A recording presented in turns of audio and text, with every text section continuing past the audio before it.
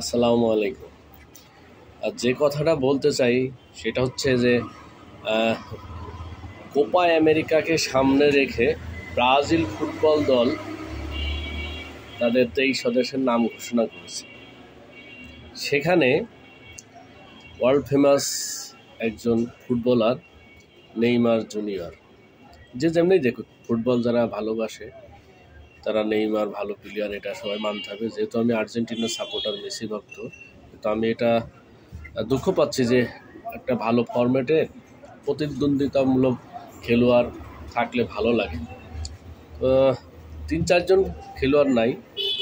একজন world famous midfielder Casemiro নাই, চার্লিসন নাই, নেইমার নাই। আসলে জানি না ব্রাজিল টিম এই নতুন সদস্য নিয়ে কতদূর এগিয়ে যাবে। কোপা আমেরিকা শুরু হচ্ছে আগামী জুন মাসে। তো আমার কেমন জানি মনে হচ্ছে যে এটা উচিত হয় নাই। নেইমার ইনজুরি ঠিক আছে, কিন্তু ওরকম ইনজুরি না, তো তাকে তো দলে রাখা যাইতো আর কি। টিম ম্যানেজমেন্ট কীভাবে রাখে নাই, আবার আরও কিছু প্লেয়ার রাখে নাই। আমরা আসলে প্রতিপক্ষ চাচ্ছিলাম শক্ত, একদম ভক্ত এক দলের হইলেই যে আর এক দলের ভালো খেলোয়াড়কে মূল্যায়ন করবো না তা না।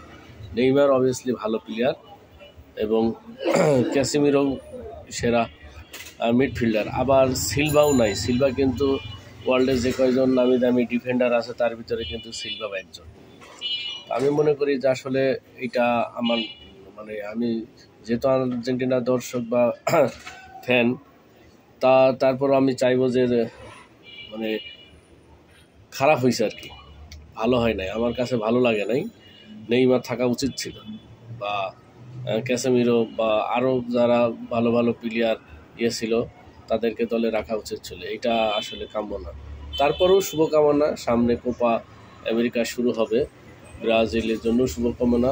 আর আমার টিম আর্জেন্টিনা, তার জন্য শুভকামনা। এবারও আর্জেন্টিনা ফেভারিট মনে করি, কারণ ওয়ার্ল্ডের যত নামি দামি খেলোয়াড় বা গোলকিপার সব নামি দামি ক্লাবেই খেলে।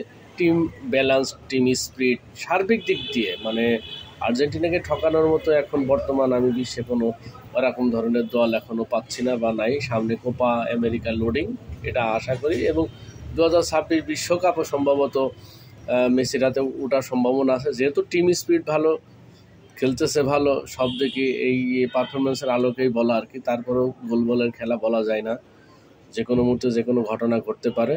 তবে আমি ব্রাজিলের দলে যে নেইমার নেই এটাতে খুবই আনহ্যাপি। ভালো থাকবেন দর্শক।